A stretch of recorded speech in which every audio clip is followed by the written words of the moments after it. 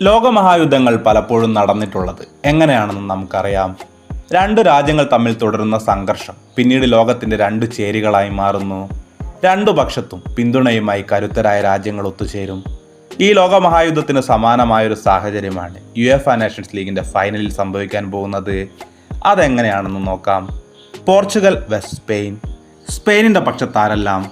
സ്വാഭാവികമായും മുന്നിൽ സ്പെയിനിന്റെ ആരാധകരുണ്ടാവും. ഇവർക്ക് കടുത്ത പിന്തുണയുമായി ബാഴ്സ ഫാൻസും എത്തും. യമാൽ, പെഡ്രി, ഗാവി തുടങ്ങിയ ബാഴ്സയിലെ പല പ്രധാന താരങ്ങളും സ്പെയിനിന്റെ കുപ്പായത്തിൽ ഇറങ്ങുമ്പോൾ എങ്ങനെയാണ് അവർക്ക് പോർച്ചുഗലിനെ പിന്തുണയ്ക്കാൻ കഴിയുക?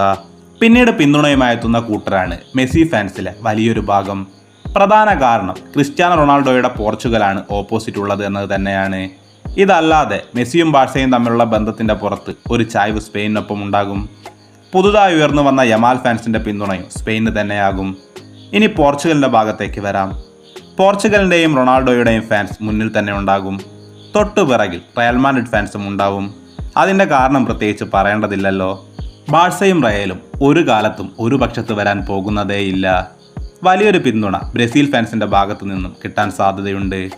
കാരണം പരമ്പരാഗതമായി അർജന്റീന ഫാൻസിന് എതിരെ നിൽക്കുന്നവരാണ് ബ്രസീൽ ഫാൻസ്. ഈ കളിയിൽ ബഹുഭൂരിപക്ഷം അർജന്റീന ഫാൻസിന്റെയും പിന്തുണ സ്പെയിനാണ്. അതുകൊണ്ട് തന്നെ ബ്രസീൽ ഫാൻസിലെ കുറേ പേർ പോർച്ചുഗലിന്റെ കൂടെ നിൽക്കും. അവസാനമായി എംബാപ്പെ ഫാൻസും കട്ടയ്ക്ക് കൂടെ നിൽക്കും. അങ്ങനെ ലോകത്തിലെ ഒട്ടുമിക്ക ഫുട്ബോൾ ഫാൻസും രണ്ട് ചേരിയിൽ അണിനിരന്ന് നടക്കാൻ പോകുന്ന ഒരു കിടിലൻ ഫൈനൽ പോരാട്ടം ജൂൺ 8-ാം തീയതി ഞായറാഴ്ച രാത്രി 12:30. കൃത്യമായി പറഞ്ഞാൽ ജൂൺ 9 പുലർച്ചെ 12:30 ഈ മത്സരം നടക്കുന്നത്. എല്ലാവർക്കും അറിയാവുന്ന കാര്യമാണ്, ഇത് ക്രിസ്ത്യാനോ റൊണാൾഡോയുടെ അവസാന യൂറോപ്യൻ ടൂർണമെൻ്റാണ്. ഇനി കൂടിപ്പോയാൽ അടുത്ത വേൾഡ് കപ്പ് വരെയെ നാഷണൽ ടീമിൽ റൊണാൾഡോ കളിക്കൂ എന്ന കാര്യം ഒരു യാഥാർത്ഥ്യമാണ്. ഒരു കിരീട നേട്ടത്തോടെ റൊണാൾഡോയ്ക്ക് യൂറോപ്യൻ ടൂർണമെൻറ്റിൽ നിന്നും പടിയിറങ്ങാൻ സാധിക്കുമോ?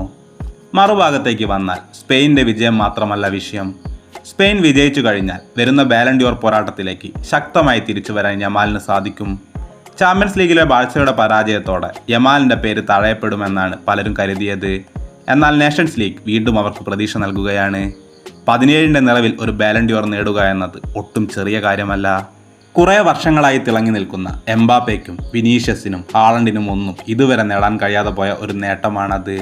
അത് യമാൽ നേടുമോ എന്നതാണ് ചോദ്യം.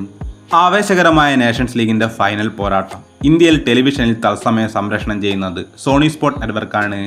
സോണി സ്പോർട്സിന്റെ വ്യത്യസ്ത ചാനലുകളിലായി നിങ്ങൾക്ക് ഈ മത്സരം കാണാൻ സാധിക്കും. സോണി ലൈവ് ആപ്ലിക്കേഷൻ ഉപയോഗിച്ച് മൊബൈൽ ഫോണിലും ഈ കളി കാണാൻ കഴിയും. ഈ മത്സരം കാണാനുള്ള മറ്റു മാർഗങ്ങൾക്കായി താഴെ കൊടുത്തിട്ടുള്ള നമ്മുടെ ടെലഗ്രാം ഗ്രൂപ്പിൽ മറക്കാതെ ജോയിൻ ചെയ്യൂ. ആരായിരിക്കും ഇത്തവണത്തെ നേഷൻസ് ലീഗിലെ വിജയികളാവുക? നിങ്ങളുടെ അഭിപ്രായങ്ങൾ താഴെ കമൻറ്റ് ബോക്സിൽ രേഖപ്പെടുത്തൂ. ഇതുപോലുള്ള കൂടുതൽ ഫുട്ബോൾ വാർത്തകൾക്കായി ഈ ചാനൽ മറക്കാതെ സബ്സ്ക്രൈബ് ചെയ്യൂ.